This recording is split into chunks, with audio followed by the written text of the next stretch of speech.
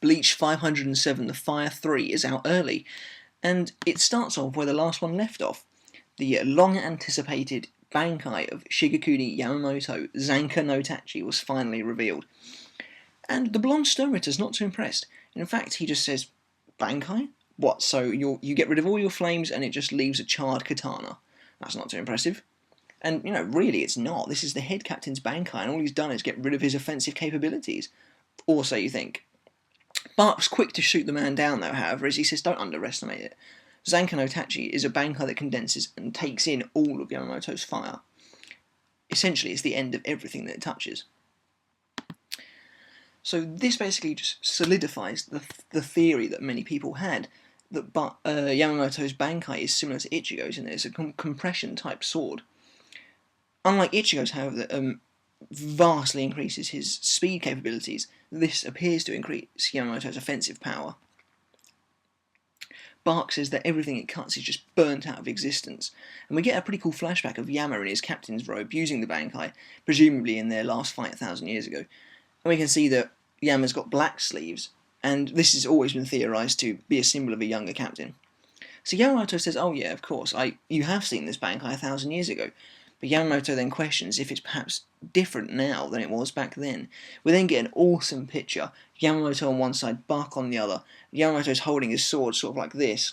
You can see the charred, burnt edges. The sword is old, it's withered, but it just oozes ancient, it oozes power. Yamamoto then says, whether or not it's the same as it was 1,000 years ago, how about we test it out on your body? Which is, pretty badass. Buck's not too impressed. As you'd imagine, he gives him a bit of a glare. We then skip to Ukitake for possibly the first time since this fight began. He's sweating and he says that his throat is drying up. We then go to Shunsui and his lips dry and they crack and they begin to bleed, and he says, my lips, they seem to have cut themselves. Then we move to what's possibly the most absurd scene in the whole chapter. Unohana gazes at this vase and it seems its water has just dried up completely. We then see Isane, her new look, it doesn't seem to be too different from before, though it's just a chibi picture, so it's kind of hard to tell. She says that it feels like her skin is drying up. Unohana cracks a joke, and really this is just stupid, because they appear to be in an infirmary with empty beds, and the beds are completely well made, and they're just cracking jokes and gazing out of a window. Perhaps the sight of vast amounts of destruction and bloodshed of their allies is a sort of soothing thing to view, but I can't understand why Unohana's not healing people busying around like there's no tomorrow, or B, maybe just not on the front lines herself. Maybe that's because she's a healer, that much I can understand. Putting your main medic on the front row is a bit stupid. But the infirmary is just completely fine, there's no one in there. So I don't understand why they're just standing there looking out the windows. That's possibly the only bit of the chapter I don't really like, simply because it doesn't make much sense. But then Unohana does have a bit of a foreboding moment where she says that just finish this fight as quickly as you can before Soul Society itself is destroyed by your power. We can see that Zanka no Tachi just heats up the air and the Reishi. We then see Toshiro versus the Scar Quincy, and he has attempted to use Daigoren Hyorin Maru after he stole it. However, it's melting and evaporating. Toshiro says it's a shame, it looks like I can't use Hyorin Maru anymore. And all of the water in Soul Society is being taken away, and then we get confirmation that everyone realises that this is without a doubt Zanki no Tachi.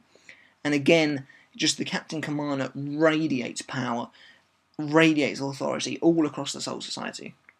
Everyone knows it's him, everyone knows when he's fighting, and everyone knows he's fighting seriously. So we then get a pretty cool cover page of the blade, with the flames just coming off the tip of it.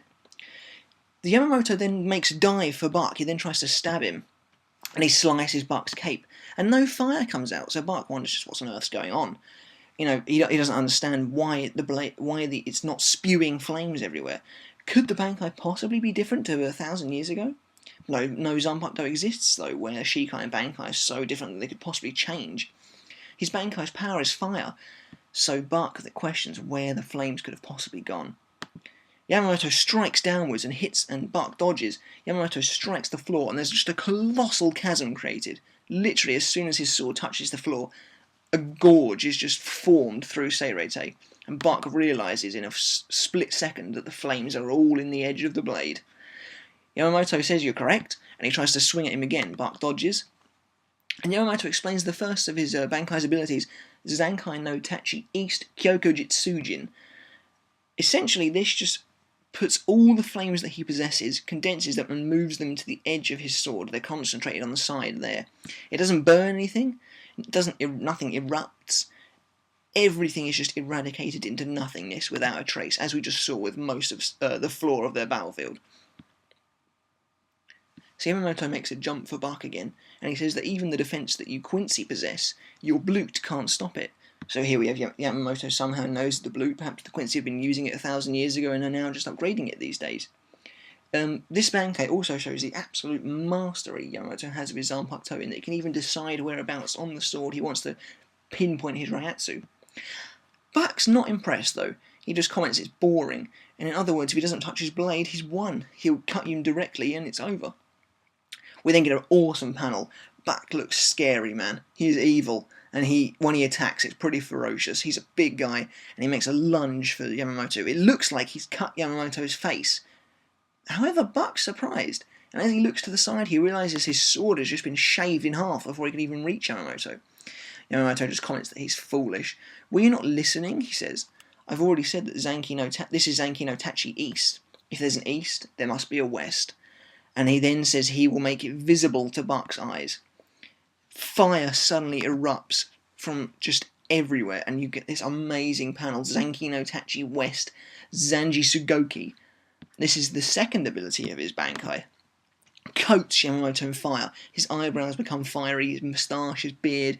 He becomes like some deity of the sun. Its heat reaches 15 million degrees, which I've been happily informed on Bleach Asylum is the heat of the core of the sun.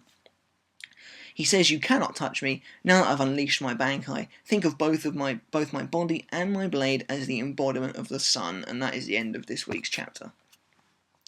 So Yamamoto and Buck's fight continues. It's pretty awesome. So far they've just thrown a couple of swipes at each other. Buck's not really done much. He's only attacked once and lost half of his sword.